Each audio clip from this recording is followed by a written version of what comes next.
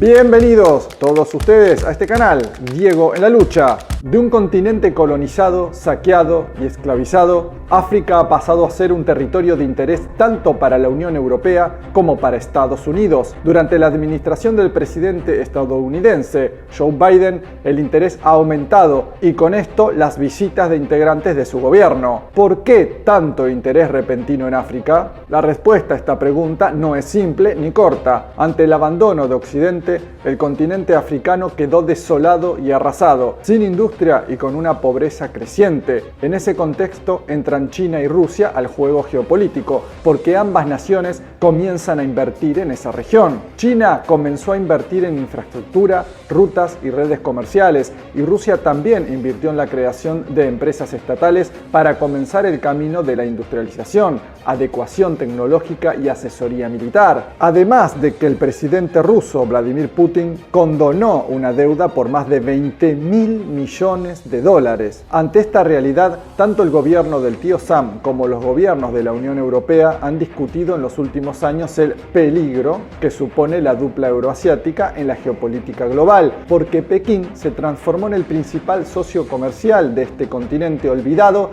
y Moscú coopera con varios estados en el ámbito de la seguridad, enviando equipamiento militar y llevando a cabo maniobras conjuntas. La estrategia de Occidente en los últimos años ha sido intentar satanizar a Rusia y China, llamándolos imperialistas e intentando convencer a los dirigentes de que los acuerdos con Xi Jinping y Vladimir Putin no son buenos. Pero claramente esto no les ha funcionado. Por esta razón, la vicepresidenta norteamericana Kamala Harris viajará pronto para hacer más y más promesas a distintos gobiernos africanos ante la competencia que significan China y Rusia. Y esta no es la única visita de los señores del norte. Recientemente varios representantes del gobierno de Biden hicieron giras por todo el continente. La ayuda de Occidente durante décadas ha sido endeudar más y más a África con sus préstamos, ya que muchos países tienen dificultades para saldar sus deudas. O sea, debes dinero al banco, pero el banco te ofrece más préstamos para pagar lo que debes y en conclusión no terminas de pagar nunca. En diciembre pasado, la administración Biden se comprometió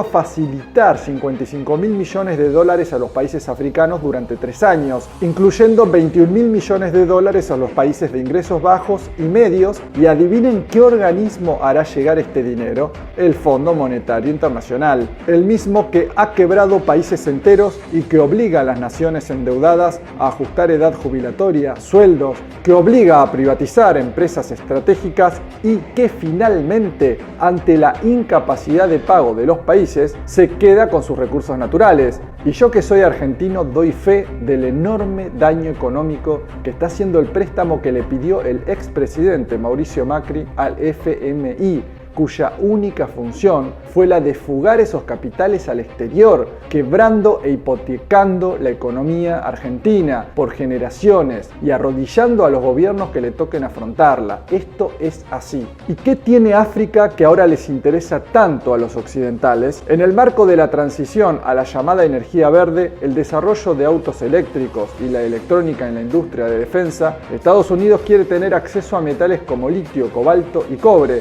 cuyas reservas están situadas en países africanos. En febrero, la Asociación de Seguridad de Minerales, de la que forman parte Estados Unidos, la Unión Europea, el Reino Unido, Japón y otros países como Australia y Corea del Sur, celebró una reunión con representantes de varias naciones africanas para conversar sobre la extracción, el procesamiento y el reciclaje de las tierras raras. ¿Y por qué? Porque Estados Unidos está muy preocupado por las grandes reservas de litio y cobalto que posee China, a las que Washington podría fácilmente dejar de tener acceso de agravarse sus relaciones con Pekín, y necesita tener acceso seguro a nuevas reservas para su industria tecnológica y militar. Por si fuera poco, con todas estas giras, Estados Unidos busca el apoyo a Ucrania entre los países africanos, la mayoría de los cuales permanecen neutrales, ya que les interesa seguir manteniendo vínculos económicos y comerciales con Moscú. Россия и страны Африки отстаивают традиционные для наших народов нормы морали и общественные устои, противостоят навязываемой извне неоколониальной идеологии.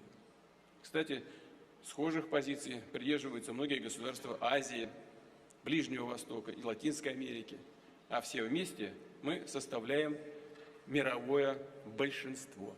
Durante un largo periodo, tanto los países colonizadores de Europa como Estados Unidos han visto a África como un continente sin importancia, ni siquiera lo veían como un mercado potencial para sus mercancías, porque al estar desindustrializado, la capacidad adquisitiva de la población era casi inexistente. Las naciones europeas colonizaron gran parte del continente en los siglos XIX y XX, lo que les permitió controlar y explotar los recursos naturales de la región. A medida que estas naciones obtuvieron la independencia, las potencias occidentales comenzaron a competir por el control de los recursos naturales y la influencia política en la región. En cuanto a la historia reciente, hay documentos que demuestran que han interferido innumerables veces en asuntos políticos para desestabilizar gobiernos y mantenerlos distraídos mientras seguían saqueando recursos. Años después de la interacción con el bloque euroasiático, la capacidad adquisitiva de la población de diversos países africanos ha aumentado y el peso geopolítico y económico de China y Rusia también. África ya no es un simple depósito de recursos a disposición de sus colonizadores. Ahora estos se tienen que sentar a negociar y escuchar, a tomar nota e incluso a que les digan que no, porque de todas formas ya no dependen de Occidente. Con el ambicioso proyecto de la nueva ruta de la seda china, África se transformará nuevamente en un potente punto de comercio mundial porque es la intersección de varias rutas comerciales importantes. Las rutas comerciales que conectan Europa y Asia con África y luego con América pasan a través del continente. El estrecho de Gibraltar, que separa África de Europa, es uno de los puntos de acceso más importantes para los buques de transporte que viajan desde el Mediterráneo hacia el Atlántico y viceversa. Además de su ubicación geográfica estratégica, África es rica en recursos naturales. Es un continente rico en petróleo, gas natural, minerales y metales preciosos, lo que los convierte en un objetivo importante para los países que dependen de estos recursos. Muchos países occidentales, incluidos Estados Unidos y Francia, han mantenido durante mucho tiempo una presencia militar en el continente para proteger sus intereses en estos recursos naturales. La historia africana es muy dura. No solo han tenido que luchar contra sus colonizadores, que esclavizaron y acabaron con millones de personas, también han tenido que luchar por la independencia,